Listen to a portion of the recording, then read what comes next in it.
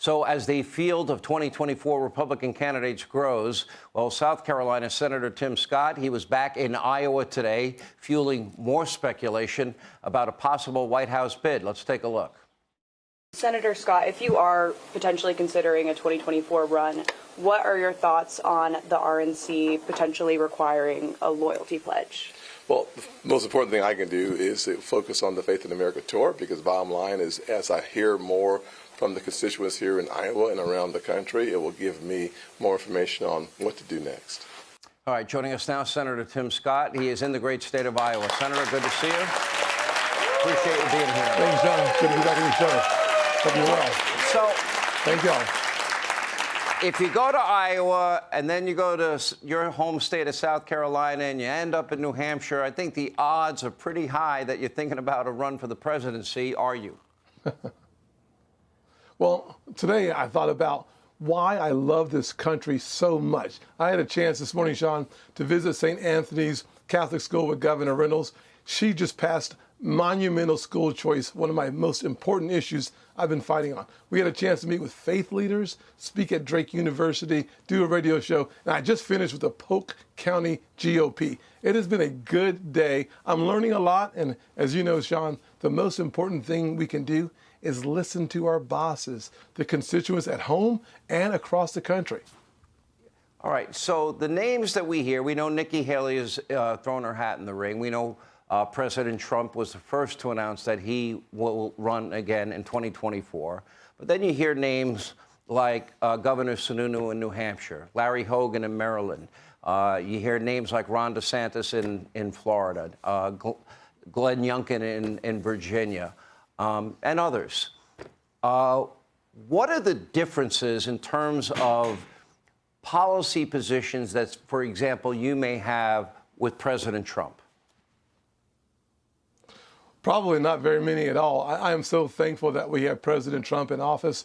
Frankly, the policies that we were able to pass from 2017 to 2020 were monumental. And thank God we went into COVID with a strong economy. We brought the unemployment rates for African Americans, Hispanics, for women, Asians, all to all-time lows, or the lowest since World War II. We passed opportunity zones, my signature legislation that brought more than $29 billion back to the poorest communities just in 2019, leading to the lowest level of poverty ever recorded as a country.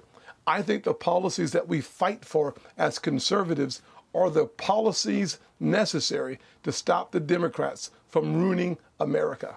So might we then find ourselves in a position where maybe we'll have 6, 7, 8, maybe 10, maybe 20 Republican candidates on a stage that mostly agree on what the governing philosophy and ideology should be for the country, what works for the country.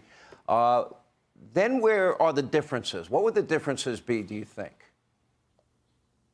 Yeah, that's a great question, Sean.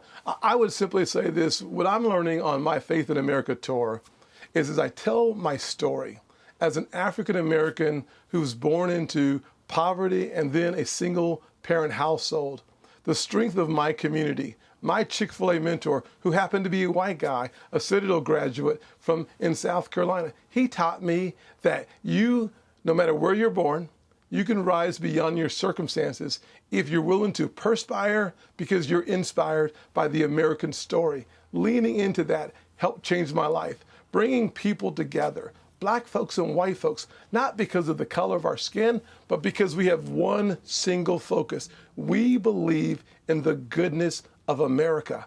I want to share with people why we should be proud of who we are and at the same time debunk the lies of the Progressive Party that's now using race as a weapon in our country in a way that we haven't seen in 3 or 4 decades. It is just pitiful.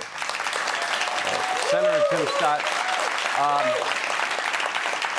I would give you medical advice, but I made a pledge to myself during COVID I wouldn't. However, you might want to ask your doctor about prednisone. When I would be on the road a lot, that would be the one thing that would lower the inflammation of my vocal cords, but you still sound great. Thank you. But I'm not giving that recommendation. Anyway, Senator, great to have you. We appreciate you always being on the program. Thank you, sir. Hey, Sean Hannity here. Hey, click here to subscribe to Fox News YouTube page and catch our hottest interviews and most compelling analysis. You will not get it anywhere else.